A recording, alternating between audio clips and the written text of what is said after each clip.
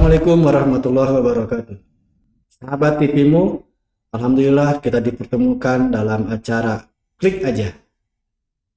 Pada episode kali ini kita akan membahas fenomena yang baru-baru ini terjadi dan sangat mengagetkan masyarakat di Indonesia karena berhubungan dengan ibu dan anak-anak.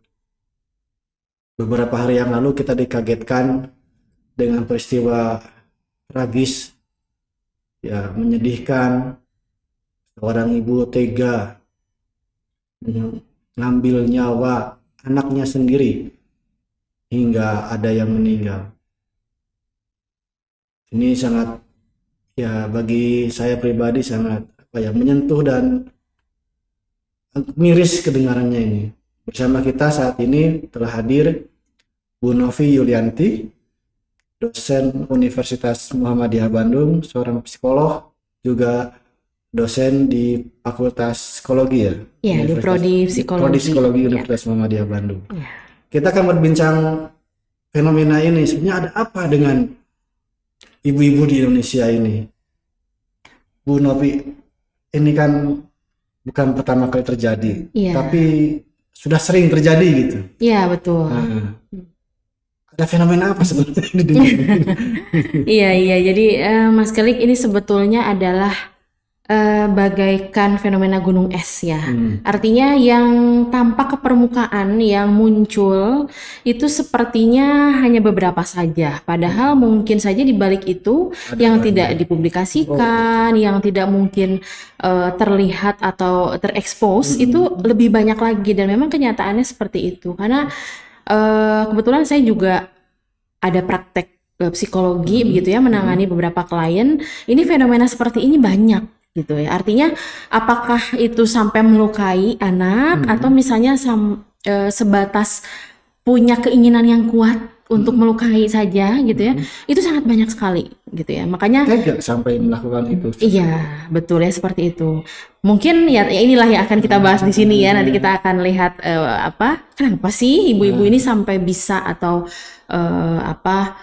mampu melakukan hal yang di luar akal sehat begitu. Kira-kira kenapa, Bu?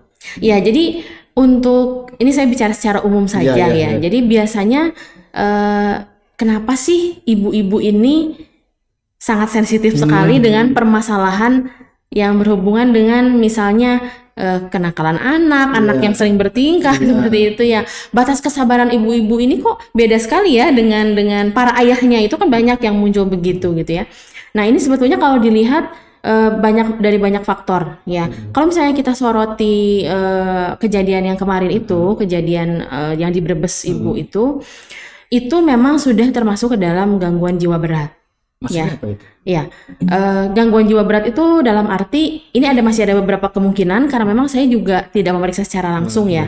Karena untuk permasalahan kriminalitas yang berhubungan dengan gangguan kesehatan mental ini perlu diperiksa oleh tim psikologi dan psikiater forensik gitu. Tapi saya di sini melihat dari kacamata ilmu psikologi, tentunya ini ada beberapa faktor atau multifaktor. Kita tidak bisa melihat hanya dari satu faktor saja.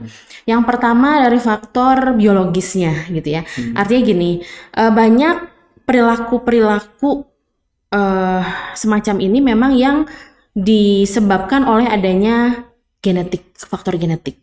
Menurun gitu ya? Ya. Diturunkan gitu? Betul. Nah, pertanyaannya adalah diturunkannya itu seperti apa gitu ya? Apakah misalnya gini, kayak misalnya kita ngelihat penyakit fisik ya, ada misalnya orang tua yang punya kemungkinan punya riwayat penyakit diabetes, kemudian anaknya punya prosentase penyakit yang sama gitu ya. Nah, ini juga sebetulnya seperti itu, tapi memang banyak faktor lain yang bisa membuat akhirnya anaknya bisa jadi berperilaku yang sama, bisa jadi tidak. Karena ketika si anak lahir memang mungkin dia sudah ada genetiknya seperti itu, tapi si anak ini dalam perjalanannya dia melalui masa anak-anak, remaja, ternyata ada anak yang dia mengalami trauma, kemudian masalah-masalah hidup yang berat, sehingga si bibit tadi, si genetik yang faktor genetik yang tadi itu seperti disiram semakin subur, sehingga ternyata perilaku ini sama dengan perilaku orang tuanya atau misalnya perilaku yang dia alami. yang dialami dulu gitu ya. Tapi ada juga nih orang yang mungkin secara genetik ada bawaannya seperti itu, tapi dia ketika berkembang diasuh oleh pola asuh yang tepat gitu ya. Orang tua tahu bagaimana caranya misalnya menghindari perilaku-perilaku buruk agar tidak ditiru anak mungkin. Kemudian anak merasa dicintai, disayangi gitu ya. Sehingga dia ketika dewasa tidak mengembangkan perilaku-perilaku begitu. Jadi walaupun ada faktor biologis yang menyertai ya, seperti tadi ada faktor genetiknya, tapi itu kembali lagi tergantung ya. Ketika nantinya dalam proses pengasuhan, perkembangan, apakah orang ini sampai dengan dia masa remaja, dewasa itu tadi ya berkembang atau tidak gitu. Jadi memang lingkungan ini sangat berpengaruh gitu. Itu tadi faktor biologisnya ya. Lalu selanjutnya adalah faktor psikologis. Nah, faktor psikologis ini juga tidak kalah penting. Artinya faktor psikologis itu adalah jenis kepribadian, tipe kepribadian. Jadi masing-masing dari kita itu punya tipe kepribadian sendiri. Ada memang orang-orang yang dia kecenderungannya punya tipe kepribadian yang dalam perilakunya itu dia menunjukkan hal-hal yang bersifat agresivitas. Agresivitas itu yang merusak gitu ya. Merusak tuh bisa melukai gitu ya, baik dirinya sendiri maupun orang lain, apalagi orang lain gitu kan. Seperti itu kecenderungan kepribadiannya. Atau juga tekanan ya. Tekanan yang dipersepsikan seseorang menjadi sesuatu yang besar mungkin gitu ya. Sehingga membuat dia merasa atau mengalami stres berat. Gitu ya, atau mungkin kegangguan yang lebih beratnya lagi depresi gitu, dimana ketika seseorang mengalami depresi itu yang paling mudah kita lihat adalah adanya gangguan dalam berpikirnya, kognitifnya gitu. Gangguan apa sih misalnya gitu ya, gangguan ketika dia misalnya mencerna satu informasi atau misalnya dia mengambil keputusan, menyelesaikan masalah seperti si ibu yang di Brebes ini ya. Memang saya tidak memeriksa langsung, tapi kita lihat di beberapa media sosial ada pernyataan-pernyataan dia yang menyatakan bahwa saya ingin menyelamatkan anak-anak saya. Nah, itu kan kontradiktif lah. Iya, betul. Tidak bisa diterima dengan akal sehat ya. Nah, orang-orang yang punya gangguan depresi berat itu tidak bisa berpikir secara logis, gitu. Kayak misalnya si ibu ini bilang bahwa saya ingin menyelamatkan anak-anak saya, kemudian agar dia tidak dibentak-bentak. Saya ingin disayangi suami gitu ya. Apakah misalnya caranya ingin disayang suami dan ingin menyelamatkan anak-anak itu dengan cara seperti itu? Kan seharusnya tidak seperti itu. Itu gitu ya. Jadi gangguan berpikir itu sangat berpengaruh terhadap bagaimana dia menyelesaikan masalah, termasuk mengambil keputusan. Kadang mereka yang depresi itu antara pikiran satu dengan lainnya emang tidak sinkron atau gimana? Ya, jadi orang yang mengalami depresi ya atau gangguan jiwa berat ini koneksi antara pikiran, perasaan dan perbuatan itu seringkali tidak sinkron memang gitu. Ya, sehingga tadi ya mungkin dia biasanya gini, orang depresi itu cirinya adalah kesedihan yang mendalam. Kemudian adanya perasaan tidak berguna atau tidak berharga gitu ya. Seperti itu. Mungkin saja si ibu ini merasakan hal-hal tersebut seperti itu ya, sehingga dia berpikir bahwa saya keberadaan saya sebagai ibu itu sudah tidak ada gunanya, sudah menjadi ibu yang gagal dan sebagainya. Walaupun memang ada kemungkinan juga nih dalam kasus ini ada lagi gangguan jiwa yang lebih berat, yaitu gangguan yang namanya gangguan psikotik. Gangguan psikotik ini adalah gangguan jiwa yang paling berat, di mana proses berpikirnya, kalau yang tadi kan ada penyimpangan atau distorsi dalam berpikir nih kalau depresi. Kalau misalnya orang yang psikotik ini atau psikosis, dia ini sudah rusak fungsi kognitifnya, dia tidak bisa membedakan mana yang realita, mana yang nyata, mana yang tidak. Sehingga seringkali orang-orang yang psikotik ini dia mungkin saja merasa kok saya kayak ada yang ngebisikin ya? Ini kayak ada yang ngebisikin bunuh. Nah itu hati-hati. Atau misalnya saya pernah menemukan kasus psikotik. Ada, Bu. Ya. Ada. Banyak. Ya. Bukan hanya halusinasi dengar saja, bisikan-bisikan, tapi juga halusinasi penglihatan. Misalnya gini, lagi diem nih. Orang yang psikotik itu bisa, dia seolah-olah, kok ada yang lewat ya? Yang lewat itu kok ngajak saya ke sini? Gitu. Iya. padahal nggak ada orang itu gitu. Bahkan di beberapa banyak kasus ada orang yang ketika psikotik dia akhirnya seolah-olah bunuh diri gitu ya, dan memang dia mati gitu ya, meninggal karena memang dia ada halusinasi penglihatan. Jadi misalnya kok kayak di tengah jalan atau di rel kereta api itu kayak ada yang manggil saya, sehingga dia mendekati sosok yang menurut dia itu ada. Kemudian dia datang ke situ, terus dia kelindes kereta api gitu ya. Iya gitu. Nah itu ternyata sebelumnya ada riwayat gangguan jiwa berat atau bahkan psikotik.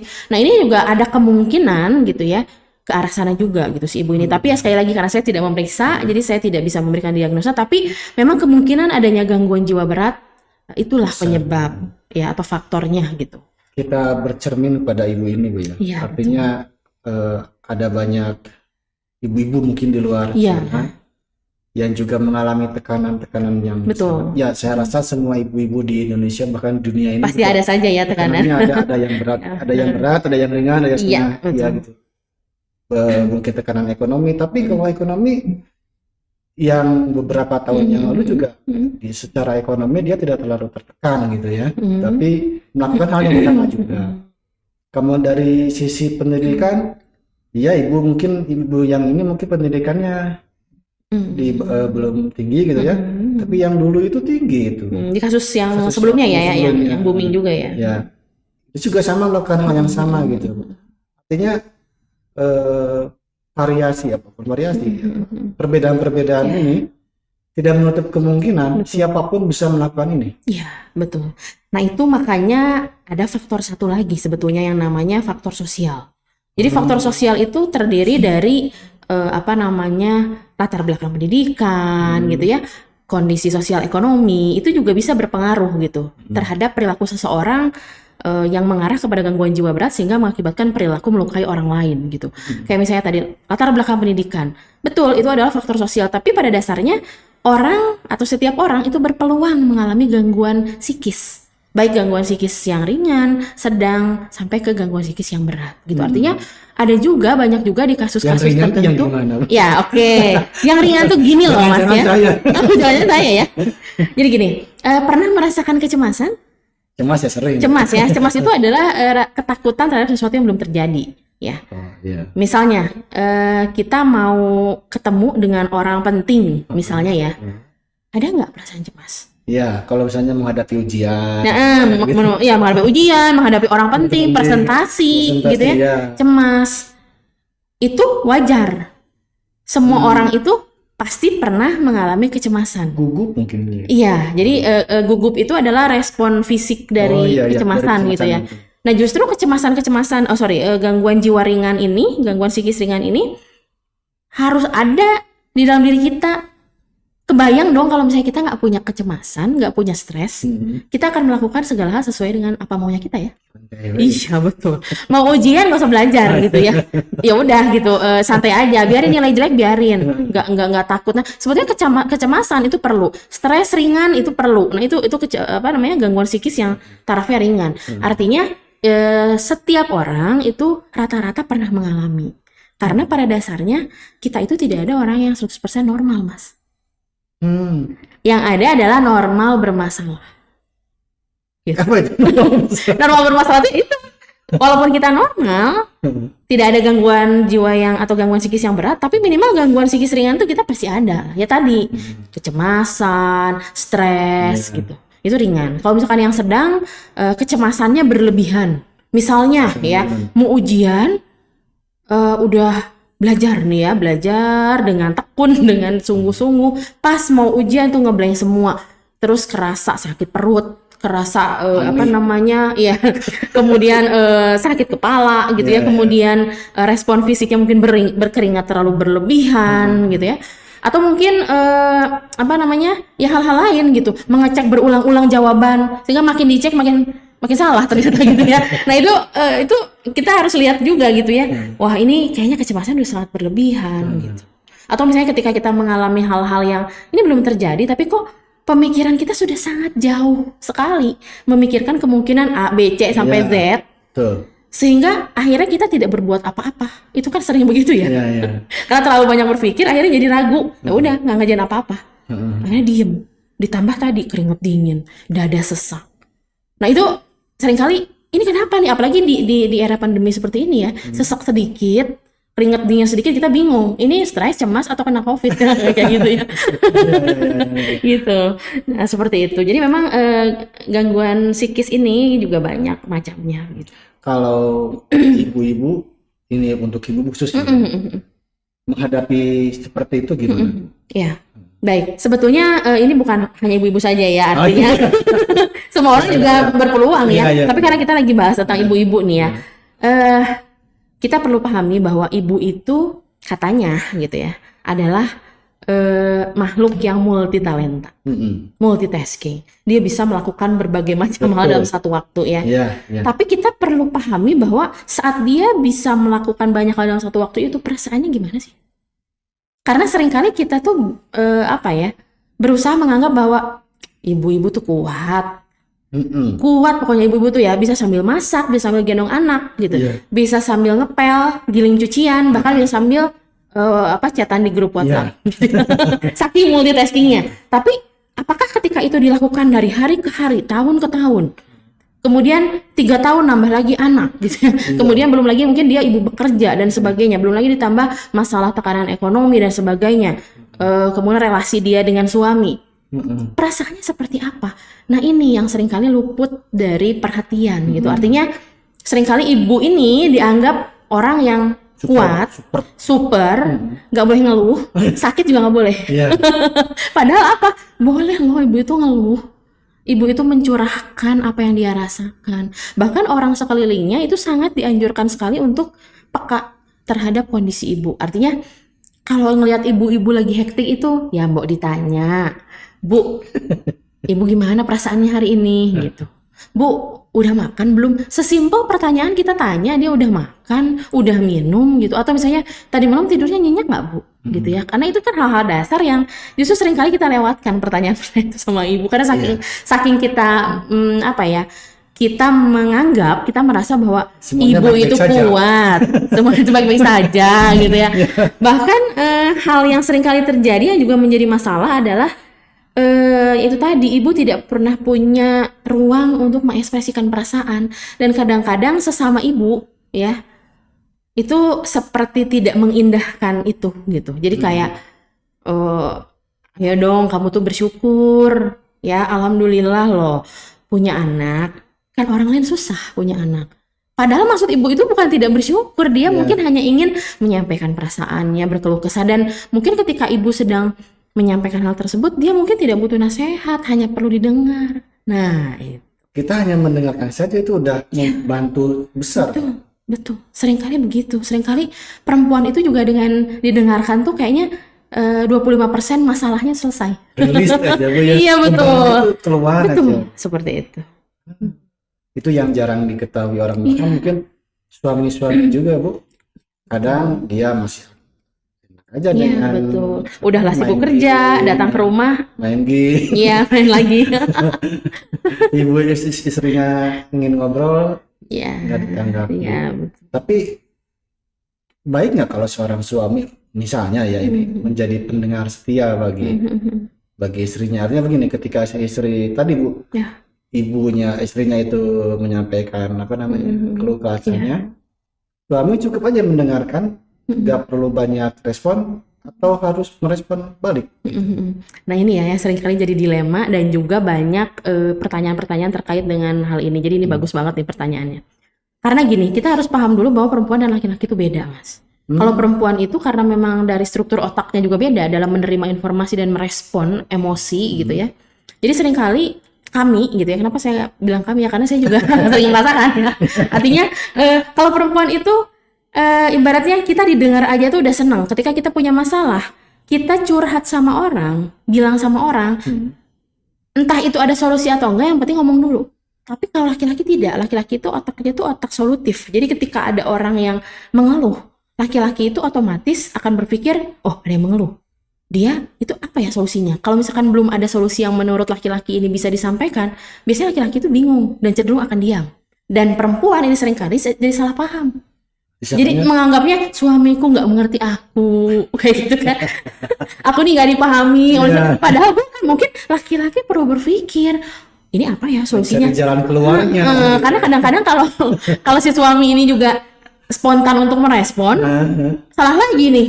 Bukan itu jawaban yang aku pengen. Jadi bingung lagi, serba salah gitu ya. Nah, makanya memang kalau saya biasanya gitu ya memberikan tips-tips untuk para istri gitu ya, pada ibu-ibu ini, karena kita tahu nih karakter laki-laki seperti itu, jadi kita tuh harus kasih dulu judul sebelum kita cerita sama suami. Maksudnya gimana? Gini, ketika kita rasa kita hanya ingin sekedar mengeluarkan keluh kesah tanpa perlu untuk ditanggapi atau diberikan solusi oleh suami, kita bilang Psikolog. iya gitu, misalnya gitu ya, saya ini mau ngomong, mau curhat, tapi saya tuh cuma mau didengar aja. Kamu cukup mendengarkan ya, gak usah direspon juga gak apa-apa. Ya udah, terus kita cerita nih gitu.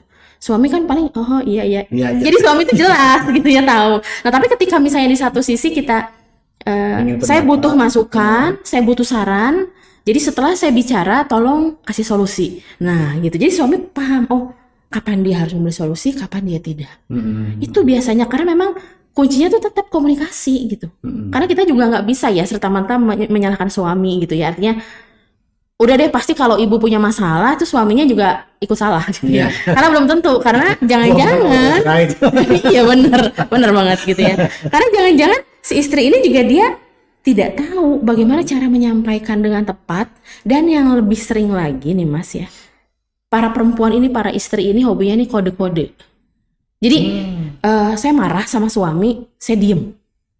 Terus suaminya nggak ngerti ini kenapa diem ya gitu. Terus didiemin lagi. Iya, didiemin lagi karena takut salah ngomong. Terus nanti si istri merasa bahwa gimana sih, saya tuh diem tuh maksudnya ingin ngasih tahu supaya dia itu membujuk saya atau bertanya, loh kok ini malah diem, kesel. Atau misalnya ketika kita ingin menyampaikan kekecewaan, kemarahan kita tapi nggak secara langsung, kita dengan kode misalnya di dapur gitu ya.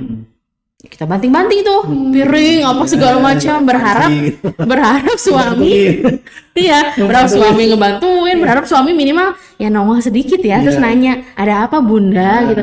Ini enggak, dilihat lagi ke depan kok dia masih anteng gitu, terus kita akhirnya jadi galau. Nah itu kuncinya kan komunikasi, nggak bisa kita kode-kode seperti itu karena ya intinya tuh kita harus bicara, apapun yang dirasakan tuh dibicarakan, kemudian apapun yang dirasakan tuh kita boleh untuk menyampaikan itu. Kemungkinan itu jadi beban tekanan bagi ibu tadi ya. Berbes itu kan suaminya di Jakarta ya, nggak tinggal berbarengan, malah dengan anak mereka banyak berinteraksi. Betul. Nah banyak yang kayak gitu Bu, suaminya kerja di mana, jadi ibu dengan anak tinggal di rumah ibu dan anak aja gitu. Komunikasi pola yang harus dibangun itu seperti apa? Supaya tadi mungkin anaknya terlalu bandel kan, atau sebenarnya nggak terlalu bandel, biasa aja, cuman baper ibunya gitu, jadi dikit-dikit marah, dikit-dikit marah gitu. Karena ada latar belakang dia ingin marah itu gitu. Jadi pelampiasannya ke anak. Betul. Nah iya, ini sering kali terjadi ya. Ya ibu-ibu tuh dia masalahnya sama siapa yang dilampiaskan tuh ke anak gitu. Itu sering sekali gitu. Nah memang masalah-masalah atau situasi seperti itu sering kali terjadi. Karena yang pertama, ibu itu juga sebetulnya butuh bicara dengan orang dewasa. Kadang-kadang seperti itu. Kan kita beda ya, kita bukan nggak punya teman ngobrol, anak tuh bisa diajak ngobrol, tapi kan berbeda. Kadangkala seperti itu. Nah makanya walaupun suami tidak berada satu rumah, ini tetap perlu koneksi secara rutin lah ibaratnya gitu ya. Sekalinya punya momen bisa bicara sama suami, yuk kita boleh menyampaikan itu. Terus juga kita boleh tetap terkoneksi dengan teman-teman kita, dengan orang tua, dengan saudara. Terus kita punya hobi gitu ya, boleh kita lakukan hobi gitu. Ya nggak bisa hobinya gimana mau melakukan hobi, ini punya anak banyak, tapi kan sebetulnya banyak ya hobi-hobi yang bisa jadi alternatif yang tidak harus selalu meninggalkan anak gitu. Artinya si ibu ini masih tetap bisa melakukan apa yang membuat dia senang gitu. Bahagia. Betul, bahagia. Tapi di sini bukan berarti intensitas dengan anak kualitas waktu dengan anak nih banyak jadi bikin dia nggak senang, bukan. Tapi artinya ya ibu juga perlu waktu dia untuk misalnya diri sendiri, untuk melakukan sesuatu yang dia sukai seperti itu. Jadi itu tidak salah, betul. Dan hal ini juga sebetulnya perlu juga ditanamkan kepada anak, Mas. Artinya gini misalnya gitu ya, ketika ibu merasa dia perlu me time. Me time itu maksudnya bukan jalan-jalan juga gitu ya, masih di dalam rumah gitu. Misalnya dia melakukan apa di satu ruangan di kamar misalnya. Anak tuh ada 2, 3 di luar. Kita bisa sampaikan kepada anak bahwa nak tunggu ya misalnya. Ibu ini ada yang dikerjakan sebentar. Tapi kita sebaiknya karena anak-anak tuh konkret pikirannya, jadi kita bisa sampaikan bahwa misalnya dari jam segini sampai jam segini, atau misalnya ketika si anak udah tahu angka dari nih kalau lihat jam ya dari angka segini sampai angka segini gitu, kamu main dulu ya dengan adik atau kakak di luar, mama di sini. Nah setelah kita lakukan itu, kita harus selalu memenuhi janji kita tadi gitu. Jadi jangan sampai kita janjinya setengah jam kita jadi lebih gitu ya. Nah itu percaya deh, anak-anak juga belajar, dia belajar menghargai bahwa oh orang lain pun juga punya waktu sendiri. Sehingga saya sebagai anak belajar gitu bahwa saya harus menghormati waktu yang dimiliki oleh ibu saya gitu. Dan nanti ketika si ibu ini bisa main lagi sama anak tuh pasti seneng. Oh iya, sehingga nanti itu bisa jadi dibangun kebiasaan itu. Iya, gitu. iya. Seperti itu. Ini yang banyak sekarang itu Bu, ibu-ibu perempuan menjadi kepala keluarga. Artinya Tulang punggung. selain sebagai ibu di rumah, Ya, dia juga bekerja di luar untuk memenuhi kebutuhan. ya, ibu bekerja ya. Ibu bekerja. Kalau di masa pandemi kini, yang harusnya kerja 8 jam di kantor itu, Iya. bisa jadi 20 jam Iya, di rumah. di rumah. Lebih banyak dan lebih repot. Ya artinya kan waktu untuk dia dan keluarga justru malas. Ya emang di rumah tapi kerja gitu. Iya, betul. Jadi ketika dengan anak-anak tuh nanti dulu sebentar dulu, ibu lagi kerja dulu misalnya. Iya, Terus sama ayah dulu, ini lagi tanggung. betul. Belum cucian piring, belum masak, Iya, belum apa. iya. Itu mengatur gitu. Iya. Ini memang ya pandemi. Khusus untuk ibu Iya, bekerja iya. gitu. Betul. Pandemi ini memang merubah banyak hal ya, termasuk juga meningkatkan level stres. Karena ada penelitian yang menyebutkan bahwa di masa pandemi, ibu ini stresnya tingkatnya meningkat 95%, Mas. 5%-nya entah apa ya. Ini 95% loh. Karena tadi ditambah dengan peran ibu bekerja. Artinya ini manajemen waktu dan manajemen emosi ini yang perlu dikelola. Betul. Manajemen waktu dalam arti kita mungkin dulu di awal-awal pandemi ini kalau perlu kita buat jadwal, kita buat jadwal. Tapi mungkin sekarang karena ini udah masuk ke tahun kedua, hampir ke tahun ketiga, mungkin kita udah terbiasa dengan rutinitas gitu. Jadi kita tahu lah ya celah-celahnya. Gitu ya, kapan kita bisa kerja, kapan kita bisa dampingin anak belajar online, kapan kita harus mengerjakan pekerjaan rumah tangga. Yang jelas memang itu dilatih gitu memang. Betul. Dan idealnya sih bekerja sama dengan suami gitu. Itu idealnya. Walaupun di lapangan Kalau suaminya sama-sama kerja juga repot. iya gitu. Walaupun di lapangan tidak seindah itu memang gitu ya.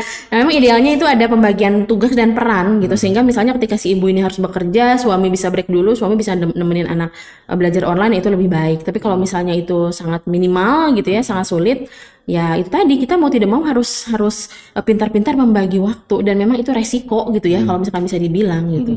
Ya belum lagi anak juga kan dalam kegiatan belajar online ini nggak semudah seperti di sekolah, banyak ngeyelnya, ada banyak rewelnya gitu ya. Sehingga perlu selain manajemen waktu adalah manajemen emosi juga. Itu berat betul. Betul. Berat. Tapi memang harus dilatih karena walau bagaimanapun tidak bisa dihindari karena ini harus kita hadapi kan gitu. Dan daily ya, hari ke hari itu kita menghadapi hal yang sama dengan tekanan yang betul. terus bertambah. Betul. Itu mengatur emosi gimana? Nah, iya.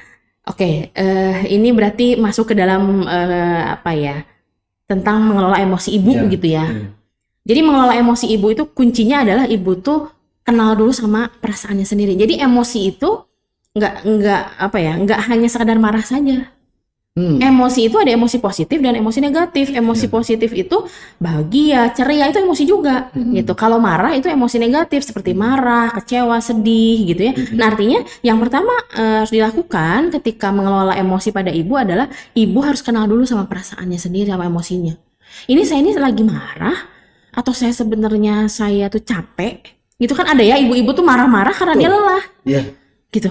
Nah, itu seringkali tidak dipahami kayak ibu nggak punya waktu untuk memahami itu, tidak diberikan waktu, bahkan ibu sendiri pun juga nggak memberikan dirinya waktu gitu. Jadi yuk kenali dulu emosi kita, perasaan kita ini sedang apa sih, sedang marah, sedang kecewa atau apa, atau misalnya sedang sedih, atau malah mungkin bukan marah atau sedih tapi lelah gitu ya. Nah, setelah mengenali itu kita bisa berlatih cara-cara untuk mengontrol itu. Misalnya ketika marah yang biasanya kita meledak-ledak nih, kalau misalkan anak berulah gitu ya, yang tidak sesuai dengan harapan kita, sekarang kita belajar untuk tidak meledak-ledak gitu ya. Nah, tekniknya apa? Banyak sih tekniknya Ya, gitu ya, ya. ya. Ada teknik relaksasi gitu ya, kemudian teknik mengendalikan pikiran, kemudian kita mungkin simpelnya ya, ketika kita kesel dengan anak di satu ruangan, kita bisa kasih kode ke anak untuk ibu butuh waktu ya sebentar. Kita bisa pindah ruangan gitu ya, terus sesimpel kita tarik nafas, buang nafas, ya beristighfar itu ya, tentu saja gitu kan.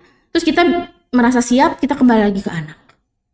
Sesimpel itu gitu. Jadi memang itu sulit, tapi kita harus latih gitu, karena bagaimanapun itu harus dihadapi dari Kalau hari ke mau hari. menangis saja. Oke, nah kalau mau menangis ini juga harus dilihat dulu, karena nggak mungkin seorang ibu ketika udah lelah banget tiba-tiba nangis depan anak bingung. Dan anak nanti akan merasa ini kenapa? Iya, bisa jadi merasa bersalah, atau bisa jadi dia juga jadi meniru gitu seperti itu kan. Nah, menangis tuh boleh, sangat boleh gitu. Itu adalah salah satu ciri dari cara kita mengekspresikan emosi sedih kita kayak gitu ya. Tapi ya mungkin kita harus lihat timingnya dulu gitu. Kita juga boleh kok sebagai ibu tuh bilang misalnya, nak, kok kayaknya kamu susah sekali ya gitu untuk diatur sama ibu. Ibu ini sedih loh. Ibu ini sedih sampai nangis. Misalnya kita sampai nangis ya, anak tuh misalkan cuma ngeliatin aja. Ibu mau nangis dulu sebentar ya gitu. Itu boleh juga gitu. Oh, tapi jangan sering-sering. Melatih kepekaan anak juga. Betul. Itu. Iya, melatih kepekaan dan anak tuh belajar bahwa sedih tuh boleh. Iya, merasakan semua emosi itu boleh. Sehingga anak juga nanti belajar, oh ternyata sedih itu diekspresikan dengan nangis tuh boleh. Jadi anak belajar juga. Bu, kalau melihat tragedi ini ya, kejadian ini, ya pelajaran kalau itu pelajaran ya, atau apa namanya, insight bagi kita. Yang sama juga sih terkadang udah pasti semua orang yang memiliki tekanan, kemudian betul, masalah tuh pasti ada ya. Mungkin ada juga ya, setiap orang punya depresinya kan ada yang ada yang rendah, tinggi, sedang tadi itu. Bagaimana kita supaya sadar diri kemudian tidak melakukan hal-hal yang sampai setega itu, atau minimal meminimalisir bisikan-bisikan tadi itu loh. Oke, meminimalisir terjadinya gangguan yang lebih berat gitu ya. Ya, sebetulnya yang pertama adalah kita harus peka dulu terhadap kondisi kita sendiri, gitu ya. Kita harus peka terhadap diri sendiri. Karena terkait dengan masalah ibu di Brebes ini ya, yang tadi saya bilang kemungkinannya mungkin ya ada gangguan depresi berat ataupun sampai ke psikotik. Ini terjadinya juga nggak tiba-tiba. Intinya gini, ketika kita marah sama anak, nggak mungkin saat itu juga kita melukai anak atau sampai membunuh anak gitu ya, tanpa misalnya ada riwayat yang sebelumnya. Karena yang namanya depresi ataupun kondisi gangguan jiwa yang lebih berat ini biasanya sifatnya ini adalah kontinu gitu ya, kontinum. Artinya kondisi depresi ini sepertinya dia alami itu mungkin saja dari dia kecil atau dia remaja, tapi saat ini tuh jadi kayak bom waktu. Terpantik sedikit, itu ke-trigger sedikit, itu langsung meledak. Dan ledakannya ini udah sangat dahsyat, sedahsyat dia berpikir untuk menyelamatkan anak karena mungkin saking seringnya dia membentak gitu ya. Seperti itu. Nah, jadi memang kepekaan itu penting, sehingga kalau misalnya kita merasa diri kita tidak baik-baik saja, kok saya nih kalau sedih itu sangat sedih sekali misalnya gitu ya. Kok saya ini sangat terganggu sekali dengan anak-anak yang misalnya anak nangis kok saya jadi ikut nangis misalnya gitu ya. Ini kan bukan suatu hal yang wajar. Kita harus bicara. Minimal bicara dengan pasangan atau suami. Tapi kan ya tadi ya, itu idealnya. Kalau misalkan suami tidak memungkinkan kita untuk bercerita, karena seringkali ibu ini sulit untuk menceritakan karena banyak ketakutan, kekhawatiran. Takut diberikan stigma negatif gitu. Masa sih ibu ngeluh, masa sih ibu tuh kayak gitu ya, ibu tuh nggak boleh gitu loh gitu ya. Nah, ketika misalnya kita merasa bahwa oh suami bukan orang yang tepat, kita boleh bicara sama orang lain, sama teman, sama saudara. Bahkan kalau misalnya kita mulai merasa bahwa kok ini semakin parah ya kayak kondisi saya, semakin sangat tidak baik-baik saja, cepat menghubungi profesional kesehatan. Cepat konsultasi dengan psikolog, dengan psikiater. Jangan takut diberi label negatif ketika kita datang ke psikolog dan psikiater. Karena masih banyak nih orang yang kadang-kadang ngapain datang ke psikolog, ke psikiater, emang gila gitu ya. Padahal tidak, gitu. Itu adalah sebagai bentuk antisipasi supaya kita terhindarkan dari kondisi gangguan yang lebih berat. Itu untuk diri sendiri. Nah, kemudian untuk orang-orang sekitar, itu tolong peka dengan perubahan-perubahan perilaku yang mungkin terjadi pada orang terdekat kita. Gitu. Ataupun kalau misalnya ada orang yang, kok kok dia biasanya ceria, dia biasanya aktif, tiba-tiba dia jadi pendiam, dia banyak perubahan perilaku, terus tiba-tiba bilang sesuatu yang mungkin aneh gitu ya. Misalnya dia pengen mengakhiri hidup, dia melukai diri, atau misalnya dia, kok saya kayak pengen melukai anak ya, kok saya seperti misalnya kesel ya, keselnya tuh benci dengan anak misalnya gitu ya. Kita sebagai orang sekitar tuh harus peka bahwa oh gitu ya, kita dengarkan. Jangan melakukan judgement atau memberikan penilaian terburu-buru gitu ya. Kita dengarkan alasan dia itu seperti apa. Kemudian kalau misalnya kita tidak bisa menghandle lebih jauh, kita dorong dia untuk meminta bantuan profesional psikolog atau psikiater begitu. Jadi pemirsa PIPIMU, sahabat PIPIMU Bandung, kita mendapatkan insight masukan yang luar biasa dari Bu Novi ini. Ya memang itu tragis, tapi kita harus mengambil pelajaran dari sana. Tidak bisa menyalahkan sang ibu, tidak bisa menyalahkan pasangan, tidak bisa menyalahkan anak atau lingkungan, karena semuanya saling menyatu, saling mengikat. Jadi hubungan komunikasi antara ayah atau istri dengan suami, ayah dengan anak, ayah ibu dengan anak, kemudian lingkungan sekitar juga harus dijalin dengan baik sehingga semuanya menjadi hubungan yang harmonis. Kalau ada kesalahan, kekecewaan, kemudian kegundahan, itu harus dikeluarkan. Apabila tidak dikeluarkan, terus menumpuk, jadi hal yang tidak pernah terduga orang. Dikeluarkannya itu menjadi tadi seperti kata Bu Novi, menjadi bom waktu. Betul. Dan itu kalau sekedar misalnya bom waktunya itu kemudian tidur itu tapi kalau sampai menyakiti orang lain, orang di sekitar kita itu sangat berbahaya. Pemirsa PIPIMU Bandung, kita akan menghadirkan pembicara-pembicara, narasumber-narasumber yang menarik lainnya dalam klik aja. Terima kasih. Assalamualaikum warahmatullahi wabarakatuh.